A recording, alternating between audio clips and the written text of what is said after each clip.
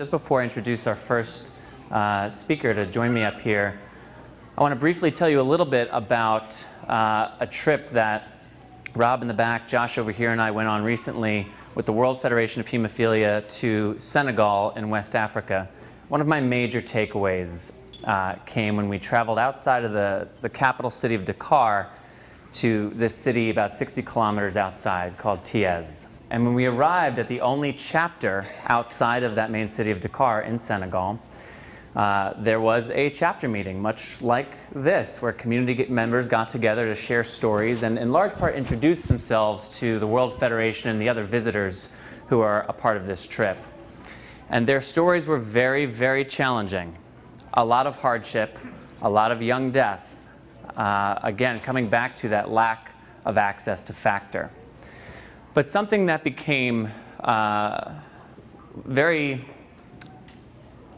clear was that aside from the access to factor, which is clearly the biggest challenge that the developing world faces in our community, the lack of education and communication seems to be the second most challenge, at least in Senegal. We met one man in particular who struck me named Mathieu, who was there with his 2-year-old son who had been diagnosed only a few months prior with hemophilia. And Mathieu shared his story of how since his son was diagnosed, he as a pig farmer had to sell 80% of his pigs in order to pay for the care that he was able to get his son. As he put it very eloquently, when you get diagnosed with hemophilia, your wallet gets diagnosed with hemophilia as well. And Mathieu had said, in Senegal, we don't talk about our problems, we don't talk about our challenges. It's accepted that everyone has them, and you don't burden others by sharing yours. And he pointed out in that very room was his cousin with her 2 boys who had hemophilia. They have a family history of hemophilia, but even within his family, they didn't share that knowledge. They didn't communicate about that because it would be seen as burdensome. Had they communicated about that, perhaps they would have diagnosed his young son sooner, and perhaps he would have survived at least a little longer. And that message was very clear, the lack of community, the lack of communication. How long have you been a board member here? 2,000 or 3,000 years, I'm pretty sure. 2,000 or 3,000. How old are you again? I am 27. Okay. I've been here with the BDA for about 3 years now. So, and you are here because you were in grad school, correct? Yes, yeah. I originally was born and raised in Minnesota, did my early schooling in Minnesota and Iowa, and then I came out here for grad school. And you were very active in Minnesota as well, is that right? Yeah, Minnesota, there's one chapter for the entire state of Minnesota. I was a very active community member there. I went to summer camps year after year. I was actually a counselor for the summer camp one year. I see that there's a lot of, many have left, but there's a lot of kids here, so I'm assuming there's a lot of families who are relatively new to the community within the last 5 or 6 years who are maybe thinking about camp. Do you have any camp stories that kind of summarize what the camp experience was like for you from the camper perspective? Let's see. I have a lot of stories. The thing I remember most about camp was the camp that I went to in Minnesota had these camp-wide activities, and one of them was a site-wide capture the flag game where they took the entire sprawling camp and campus, split it right down the middle, took all of the counselors and all the staff and all the kids. It was so liberating because this is an entire camp devoted to children with hemophilia and bleeding disorders. It's an entire camp of kids who have been constantly told no. And here they are telling us yes. And I don't think it's because the game was very fun. I mean, everyone loves running around, but the part that was most impressive was just that we got to have that freedom to just go play. Yeah. We got to, for a couple weeks every summer, go be kids instead of being hemophiliacs. And that was a huge weight off of a young pair of shoulders. And growing up as well, you had, if my memory serves me, you have a family history of hemophilia, so is that correct? My mother was a carrier, but she was the first person in the family who had any connection to hemophilia, so it wasn't even known that there was a family tradition of that there was any hemophilia in the family until I was born and I started showing symptoms. How early were you diagnosed? Very young, 18, 24 months, somewhere in there. And she tells the story that even then, it would have been, about 25 years ago now, the doctor came in and told her this, and he told her it like a death sentence. He told it to her like it was this dramatic pronouncement. That's terrifying. Yeah, I remember her telling me that the doctors had given me a life expectancy of around 30. And she said, your child isn't likely to live terribly long. He's likely to have a lot of pain in his life. And this is like 1990, if I'm doing the math right. You're about 2 years old? Yeah. So right before the first recombinant and the first factory-developed factors started hitting the market. It was right around this time where there was just this feeling in the community that it was still just a crippling, debilitating illness. And to grow up and go to a camp like that, to be able to look around and see people who are managing their disease, and to get to just enjoy life and not have to worry about that, not have to feel like that's a problem or a thing that I'm going to end up, that's how my life is going to go. It's just incredibly freeing. I had an inhibitor until I was 13. My quality of life before 13 was very shaky. Mm-hmm. I've lost my brother, so I feel like the work that I do is compelled because I went through a lot, and I feel as though I understand that, and I want to try to help that if for others. But you had a very interesting perspective on why you feel inclined to serve and get involved. Would you mind sharing what your inspiration is? Well, it's almost the opposite. I got so lucky. I got into this incredible community that was able to support my family, able to give us the information that we needed, to give us the assistance we needed, to give us the opportunities like that. And so when I came out here, I thought that this would be an excellent opportunity to give that back. That I had benefited so much from the community, that why not help the next generation benefit from the community just as much? Why not help other people have access to that kind of opportunity that I was able to have, and that helped me so much with what could have been such a traumatic disorder, but instead has just become a natural sort of part of my identity. That because I didn't have problems, I wanted to make sure other people didn't have those problems either. Right. And whatever I could do to help volunteer, I wanted to do that. From Minnesota to being here, what are some of the similarities in terms of the community and the needs and maybe some of the challenges? And I'm just curious to know from your perspective, what have you seen as some of the similarities and differences between the community in Minnesota and the community here in New York? I've gone to some of the national meetings, I've met people from around the world with hemophilia, and I find that the hemophilia community is incredibly consistent from place to place. That we all struggle with a lot of the same issues, we struggle with a lot of the same problems and challenges and obstacles, and that the people who work at what's now my level, I guess, on the boards and volunteering for the communities, that we all share information. We find what works in one state and we share it with people who are having that issue in another state. Honestly, the biggest surprise to me coming out here, and the thing that I've had to adapt to most, is the incredible von Willebrand's population here. In Minnesota, I knew that von Willebrand's existed, and I read a book once where somebody was having a nosebleed, and that's all I knew about von Willebrand's. And to come out There's here, more to it than that? It turns out, yeah, there seems to be more to it than that. The other half of this is that now that I am on this side of the community, now that I'm working for the community instead of being a sort of community member, getting to see what goes on behind the scenes. Like Laura mentioned, that next week we have a planning meeting to talk about the kinds of legislative challenges that we're having, the types of access challenges we're having, and the way that we as a community can try to address that and try to get our message out to the people who are supposed to be representing us, to the legislators and the lawmakers.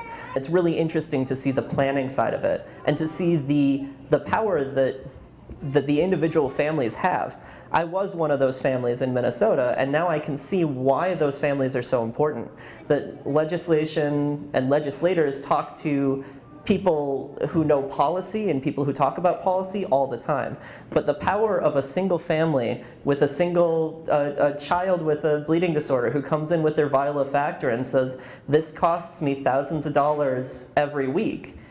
It's just an incredible statement, and it's such a different narrative and a different power that we can't have just as policy people, that you need families and you need communities to be involved in that. So I think you've just kind of said it. The most important thing from an advocacy perspective that someone can do, or I shouldn't say the most important, but one of the most important, is to participate in things like Albany Days on the regional level or on the state level, and Washington Days on the federal level, to speak directly to legislators about what our experiences and what our needs are. What is something that someone could do who maybe can't participate during Albany Days or Washington Days? The most important part of what we do with advocacy is address issues in the community. And so if we don't hear about those issues, and if those don't get raised with us, we can't best work to be advocates. So the most important thing that people in our community can do is keep us informed. They can keep in touch with us. They can let us know when they're having issues with anything related to hemophilia. If there's an issue with the type of insurance that you've got, if there's an issue with access to care, if you're having trouble with anything, letting us know that, not just for advocacy, but for our board and our chapter as a whole, being useful is what we're here for. Being able to help you and assist you and get any care or any assistance that is needed out there. That's our job, because any issue that one person is having, at least another dozen families are having. And that one family that's brave enough to stand up and let us know is the family that's going to affect the change in the community.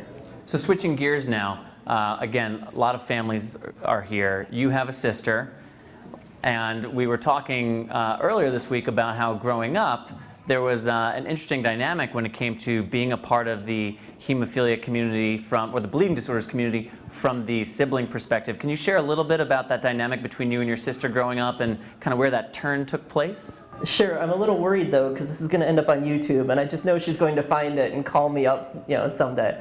But I'm going to email it to her directly. Actually, we were talking about that. Yeah. Most of the time that I was really active in the hemophilia community was in this time where she and I didn't exactly see eye to eye on all things. She didn't necessarily feel like it was inclusive for her a lot of the time, so it was difficult. It definitely put a bit of a strain on our sibling relationship. Is there anything that you could share with parents here, strategies that maybe they could apply in the household if that is something that comes up? It's funny to say that being diagnosed as a carrier is a blessing in some way, but in terms of what we've discussed, that dynamic, actually having a diagnosis that made her more directly a part of the community is something that you said helped. But if that's not the case, what are some things that parents can do to try to help curb that friction amongst siblings? I don't want to, not being a parent myself, I certainly don't want to make prescriptions or anything. That a lot of the programming we saw was directed at the hemophiliacs. And when it wasn't directed at the hemophiliacs, it was directed at the parents. But there wasn't really much discussion about families at all. So taking a little bit of time to talk as a family, talk about the way that the hemophilia affects even the children that don't have it. Is that something that you guys on the board talk about, the siblings, specifically siblings, and how to account for them in programming? It's something that we're always trying to do, is find these populations of people that don't get the kind of recognition or the kind of programming that maybe they need. Right. And so we're always looking for that. We're always looking for ways to highlight those groups with our programming and make all of the disparate parts of this community feel welcome and feel like they're supported. So speaking of that, so I was chatting a little bit earlier with Dave, whose wife Debbie was a part of that meeting, and one of the things that came up, which I have to, a little bit embarrassing, but full disclosure, I'd never really thought about, was that young woman who's dating, and what happens if she's a carrier, and after a couple dates, if it's getting serious, there's a point at which you might want to share that genetically there's a chance, if this goes the way we hope it does, that we should be prepared for, and that's a scary thing. And I know for me, when I was dating, I was very aware when at a certain point, not at first, because I'm very open about having hemophilia, and I always have been, but at a certain point I did start to feel as though this is actually impacting these interactions. Have you found that at all in terms of dating or in friendships or in any of your personal relationships? Has the role of being a person with hemophilia impacted the way in which you interact with people?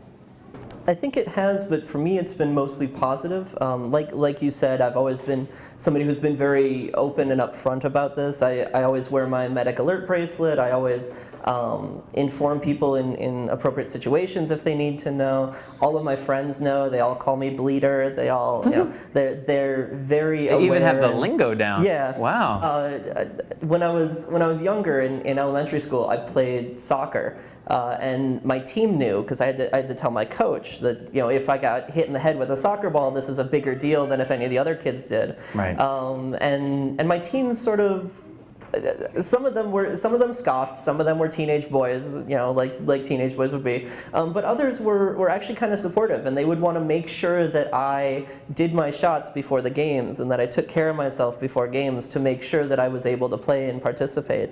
As far as dating life goes, I know that it's always been something I've been upfront about. It's an important consideration because I do want to have children someday. I do want to, you know, raise a family, and that's something that I'm going to clearly have to be very upfront about and have to acknowledge. But I'm always kind of shocked that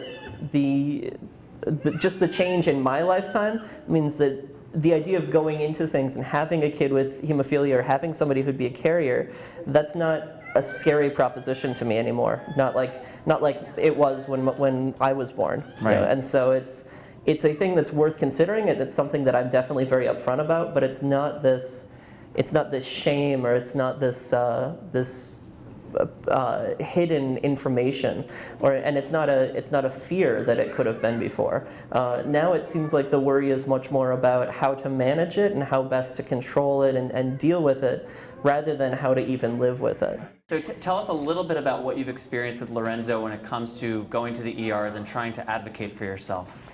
I found that I am educating the providers, and the majority of them are not receptive to what my husband and I are telling them, and want to run a gamut of testing when I'm holding a little bottle of factor that said, all you need to do is mix this and do an IV and put it in, and he's going to be good to go, and you can have us out in and out in 10 minutes.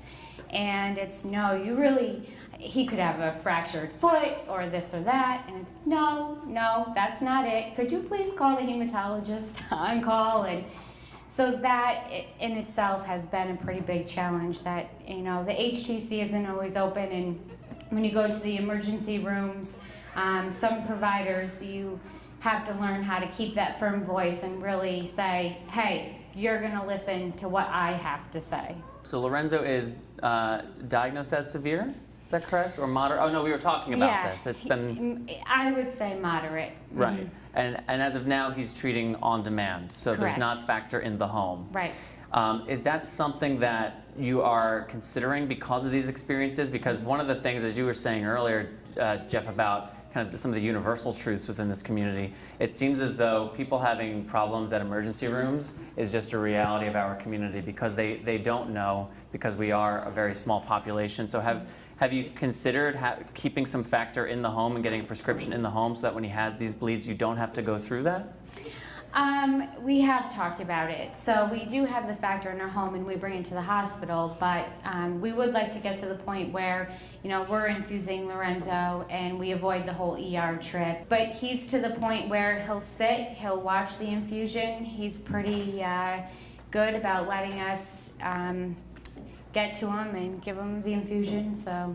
Share with us a little bit about your family history with hemophilia, what you knew to expect when you found out you were pregnant with a boy, if anything. Give us a little bit of backstory. So I was told that I could or could not be a carrier. And when I was pregnant, I was told, no, you're 100% a carrier. So that was a news flash. But we really didn't know too much. I knew my dad had it. I've never seen my dad give himself an infusion. And he just kind of carried on with his business. He was just generally kind of quiet about it. Yeah, very quiet about it. And that's kind of where we took the approach with Lorenzo. we're going to remove this stigma, and he can be proud of who he is. And yes, he does have hemophilia, but that doesn't mean he needs to be debilitated by it or not proud of who he is. When you met your now husband and you knew you could or could not be a carrier, was that at all a part of your consciousness at that time? It was. I brought it up, after we were dating and started getting serious. I said, I could be a carrier of hemophilia. And it was like, oh, okay, sure, whatever. Like, who knows what that means? Took it in stride? Yeah.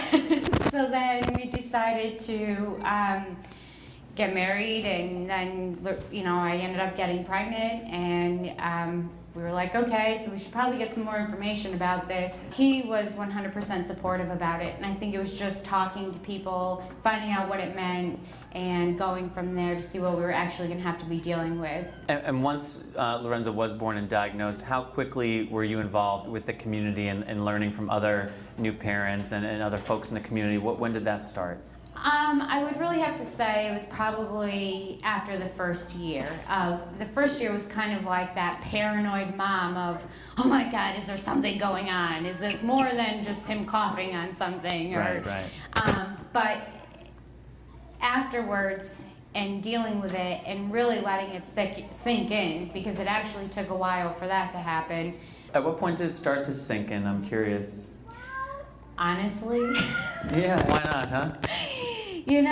I would say it was a good 6 months before I actually really started to accept it. And then now it's like, okay, this is part of our routine. Was there a bleed at 6 months, or was there something that happened at 6 months, or was it just time? It was just time. I mean, he had his second set of shots. He had an immunization. It ended up causing a bleed, so he had a large hematoma on his thigh, and it was actually the first time that we actually had to deal with anything. So that was reality check number one. And then along the way, a few things would happen, and I would keep getting that reality check. I mean, Lorenzo he's a pretty good case of best case scenario of hemophilia. So we're very fortunate of that. So every now and then we're reminded, oh, here we go. Loss of control, which I am not good with whatsoever. Right. And that's where, I started getting involved, like, okay, I can't change this, but what I can do is get involved in the community. Specifically, what role did the community play when you first started getting involved to helping you feel a little bit more grounded, letting it sink in, et cetera? I think, honestly, it was our friends and family. It was the HTC staff who were 100% supportive. We're just starting to connect with families at this point with bleeding disorders for Lorenzo to interact with. So we're still on that learning curve, but it's that our friends and family are supportive of the diagnosis and don't treat him different than any other kid. So. And Laura, where is she? She was my number one to go to. So. It's so important. I mean, and I find that to be so true too when doing these events and just getting to visit chapters. The chapter leadership has a monumental impact on the life of the community members, because, as you said, the HTC staff is great. They serve certain needs, right. But there are many other needs that need to be served, and it really right. does fall to the chapter leadership, and that includes both of you as well, and that's to your credit. You had mentioned, and I was happy to hear how early you started talking to Lorenzo about his pokes or sticks or pokes. Yep. And talking to him at a comprehension level that he could understand. And what was that conversation like? Because I can imagine that's one of those moments that you come to as a parent when your child has anything that makes them quote unquote different than whatever the norm is. How did you kind of tackle bringing that to Lorenzo's awareness at such a young age? So it became education day one. When he was born, started with a bracelet. When he could start to talk, explaining that he had blood that was different than others, that he needed medicine when he got a boo-boo and would fall.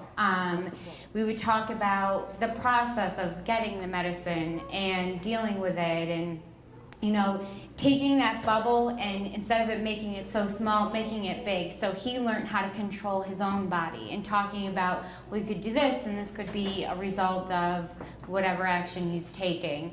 and describing it in terms that he understands. So we'll say, Lorenzo, at this point, now that he's going to be 4, we'll say, okay, we're going to get an infusion.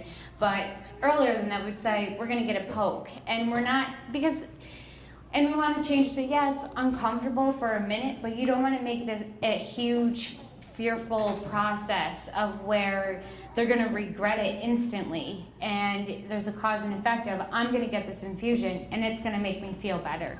Right. So communicating that, reading books, talking about what it is, and how we treat it, and just telling him he's just like any other kid. Some kids need medicine for some things. This is what he needs medicine for. So making him proud of who he is.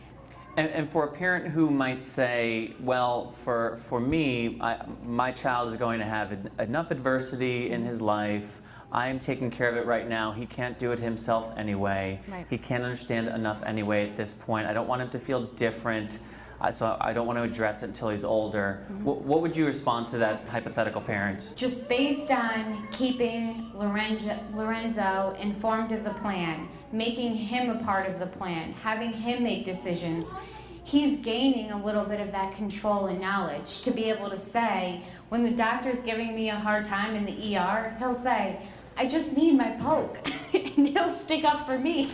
So I think it just presents itself that he'll teach other kids, this is why I wear a bracelet, and it gives them that little bit of control and understanding that when they're older, they might become a little more resentful towards it. So, Right.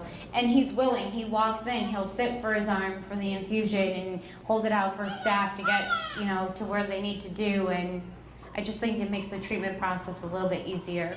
We've known each other for a very long time. Yeah, for very long time. Yeah. Since Can you guys hear Chris 14, okay? 15, 16. That's something better. Like that. Is Yeah. it better? Hello? I'd say even longer than that, because we met at Double Yeah, H we did, yeah. forever ago as campers, then as counselors, and now we're just 2 dudes living in the world together. Hanging out, Yeah. having a good time. So we talked about it with Jeff a little bit. Can you talk a little bit, and actually specifically, since you and I, we went to a camp where it wasn't just kids with hemophilia. When we were campers, correct. right, it was kids that had, the number 1 population served there, I remember one time in the late 90s, early 2000s, it was hemophilia, HIV, sickle cell anemia, and then I think after that, cerebral palsy. What did that, being in such a medically diverse community, and something that Michael knows about too from Double H, what did that do for you as a person with hemophilia at such a young age? Well, I came in, thinking I have this disease, this ailment, and it's kind of it's a tough thing to go through as a child, I think. And you guys were talking about Lorenzo a second ago, and I kind of had flashbacks with my childhood, and my parents treated it the same way, and it's very empowering. I think it's a wonderful thing that you're doing. Just starting the dialogue so young. Yeah, absolutely, starting it so young. And so going into Double H, I got to see a vast array of illnesses and problems, and some of them are quite severe.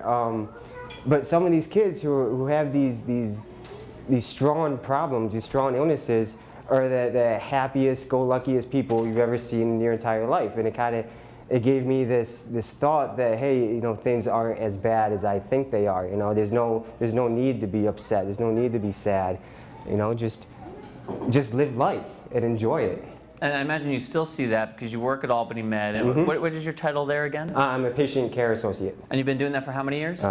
7 years. So you've seen, I imagine, a lot there as well. Absolutely. Did the experience of going to, not just having hemophilia, but then also going to camp and seeing all of these different ailments that the randomness of genetics could give any one of us, did that influence your decision to work in healthcare? Oh, absolutely. When I was working at Double H, I kind of geared myself towards the kids who needed more help. I kind of just naturally went that way. And then when I left Double H, I went and worked with children still as for at-risk children who were like court mandated to be with us. And then I went working at Albany Med, and that was like my first time actually working with sick adults. And I got to incorporate, I got to see like a full spectrum, I think. And my time, the thing is, I was very open about my illness when I was younger. At Double H, I became very open because everyone is there. And even when I worked at LaSalle School, I was very open about it too. But when I hit Albany Med, I decided to not talk about it so much, to kind of withdraw myself a little bit over the years. And then it turned into a thing where it was just kind of in the background. And it was just kind of, it was there, but I'd forget about it. And you know, I'd allow myself to forget about it. Then kind of denial took in a little bit, I think. And you know, I think the power of the mind is infamous. It's amazing. And one way or the other. And without even realizing it, I became very withdrawn and about my problems. And because of that, I haven't really kept up on my infusions.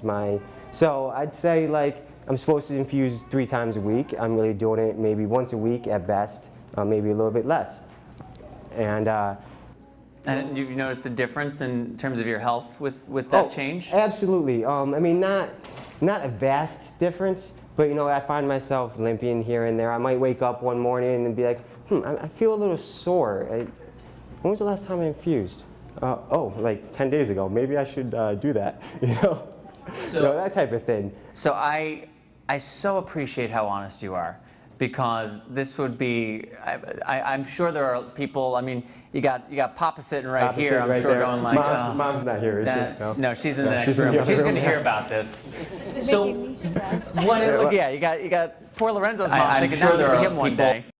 So, but let's go back. Why do you think it was that when you got to Albany and got to Albany Med and became a professional, what caused it to kind of fade into the background? Look, yeah, you got poor, You're making me stressed. Lorenzo's mom thinking that's going to be him one day. So, but let's go back. Why do you think it was that when you got to Albany and got to Albany Med and became a professional, what caused it to kind of, look, yeah, you got poor, You're making me stressed. Lorenzo's mom thinking that's going to be him one day. So, but let's go back. Why do you think it was that when you got to Albany and got to Albany Med and became a professional, what caused it to kind of, look, yeah, you got poor, You're making me stressed. and that's totally fair. That's Yes. totally legitimate. It is. One day.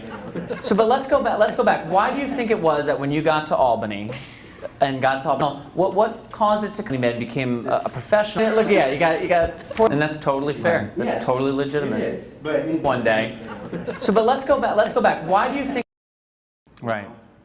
But as you had mentioned, even all the waking up and all those little bleeds, or as my former hematologist used to call them, those micro bleeds, that's totally right? fair. They're causing irreversible damage. You're extremely intelligent. You know all this. What do you think? And You're also, making me no, you're very intelligent, and your emotional intelligence is even greater because you're sharing very honestly in front of a group of people. What do you think it is that? What's that switch? What do you think is preventing you from saying, all right, I'm going to stick to my 3 times a week. I'm going to log to make sure I do it. I want to enhance my quality of life. What do you think, if you had to put a pin on it, is that hold? Saying, all right, I'm going to stick to my 3 times a week. I'm going to log to make sure I do it. I want to enhance my quality of life. What do you think, if you had to put a pin on it? well, you know, Saying, all right, I'm going to stick to my 3 times a week. I'm going to log. Have to talk to them about it, like to make sure. You can be infusing in your bedroom and not change your social interactions, right? What do you think, if you had to put a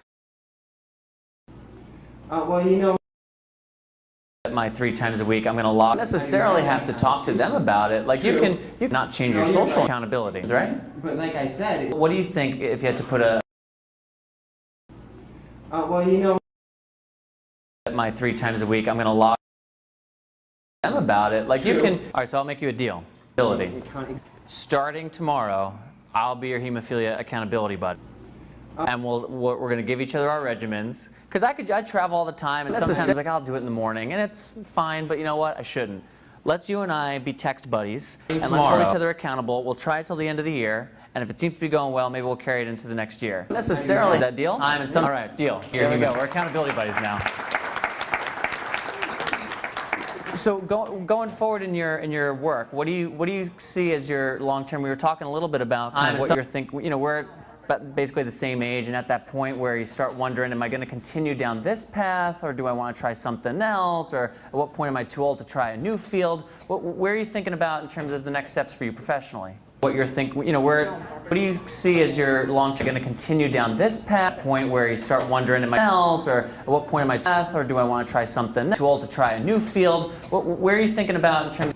Well, professionally, What you're thinking, what do you see as your long-term going to continue down this path? Point where you start wondering, am I else, or at what point am I path, or do I want to try something too old to try a new field? Where are you thinking about in terms? well, professionally. Well, you had mentioned you recently just same position, but you're now working with a different population, right? You're going to continue down this path, or at what point am I path, or do I want to try something too old to try a new field? Oh, you're transferred. You haven't transferred yet. You had mentioned, and you're going from what to what? What? I shouldn't. Let's you in population, right? Yeah, You're going to continue down this path, or at what point am I path, or do I want to try something different. Oh, you're transferred. Well, And see how you feel in that next area. And you're going from. And in terms of how do you feel? And we talked. I guess we kind of already broached this in a way, but in terms of your personal life, how do you feel as though at this stage has hemophilia taken such a back seat that it's not really? I mean, I guess you could say it is impacting it, but in a kind of covert way. From what to what? I guess we kind of already broached this personal life. How do you feel in a way? But in terms of your, has hemophilia taken such? Feel as though at this stage such a back seat that it's not really? I mean, I guess you could say it is in a covert way. yeah, absolutely. Impacting it, but in a kind of I guess we kind of already broached this. From what to what? In a way, but in terms of your, has hemophilia taken such? Feel as though at this stage such a back seat that it's not really covert way. Yeah, absolutely. I mean, I guess you could say it is in. I guess we kind of already broached this, impacting it, but in a kind of in a way. But in terms of your, has hemophilia taken such? Feel as though at this stage personal life. How do you feel? Covert way. Yeah, absolutely. Such a back seat that it's not really. I guess we kind of already broached this. I mean, I guess you could say it is in a way, but in terms of your impacting it, but in a kind of feel as though at this stage has hemophilia taken such? Covert way. Yeah, absolutely. Personal life. How do you I guess we kind of already broached such a back seat that it's not really in a way, but in terms of your, I mean, I guess you could say it is in. Feel as though at this stage impacting it, but in a kind of covert way. Yeah, absolutely. Has hemophilia taken such? I guess we kind of already broached this personal life.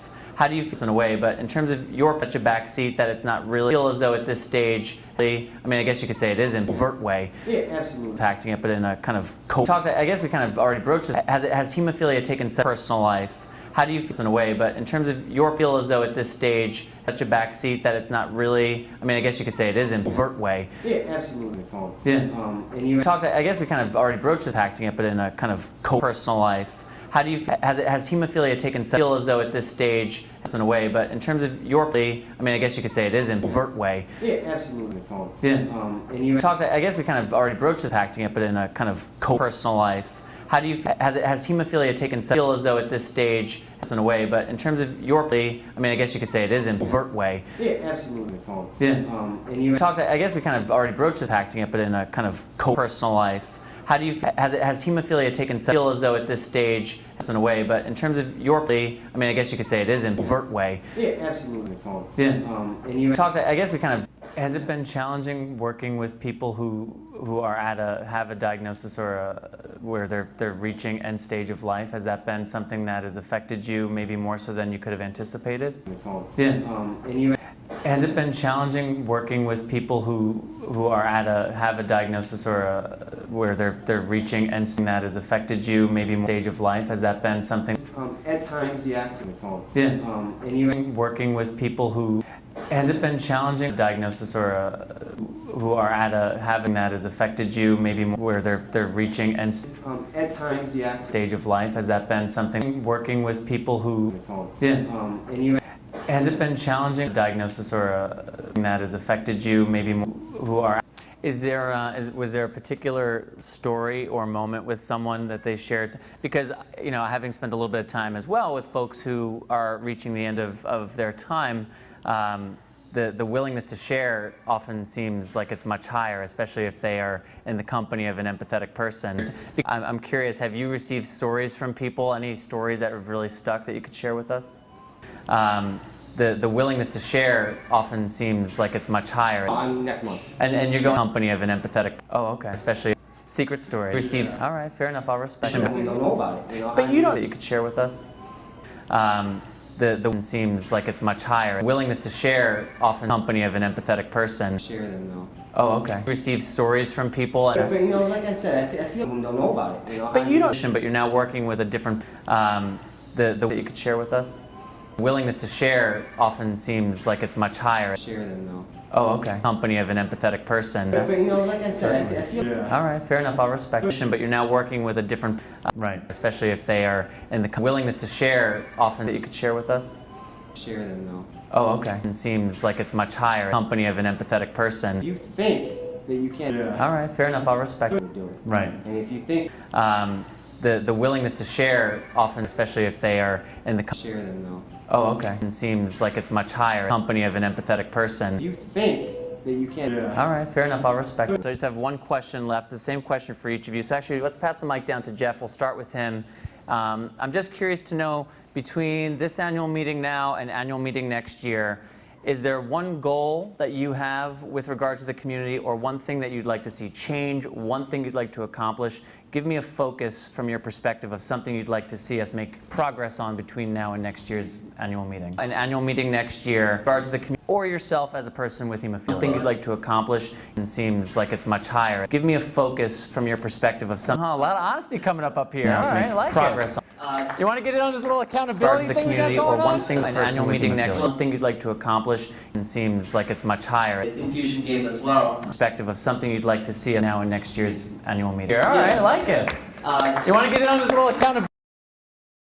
An annual meeting next year, one thing you'd like to accomplish, and seems like it's much higher. Infusion game as well. Perspective of something you'd like to see now in next year's annual meeting. All right, I like it. You want to get in on this little accountability? An annual meeting next year, one thing you'd like to accomplish, and seems like it's much higher. Infusion game as well. Perspective of something you'd like to see now in next year's annual meeting. All right, I like it. You want to get in on this little accountability? Fantastic, fantastic. But for you, Christina? I would say our family goal would be to start infusing Lorenzo at home. We're getting to that point where we're more comfortable and we're ready to accept another challenge. It's a great goal. Community, I'm focused on our walk, May 21st, 2016. That's where I'm at. Mark your calendars. Yep. Excellent, thank you very much. And what about for you, Chris? What's one goal for yourself and then for the community? Let's do one and one. Community, May 21st. Sounds like we did, yeah, I think we did. You started a Where little I'm group. at, Mark. Thank you very much. And what about for you, Chris? What's one goal for yourself and one, it looks Well, like? I think we just. Community, May 21st, 2000. You started a little group. Thank you very much. Where I'm at. Mark so, your calendar yeah. and one, it looks Well, like. I think we just. Community, May 21st, 2000. You started a little group. And I feel like that, you know. Where I'm at. Mark so, your calendar yeah. and one, it looks Well, like. I think we just. Real quick, round of applause for this really great conversation.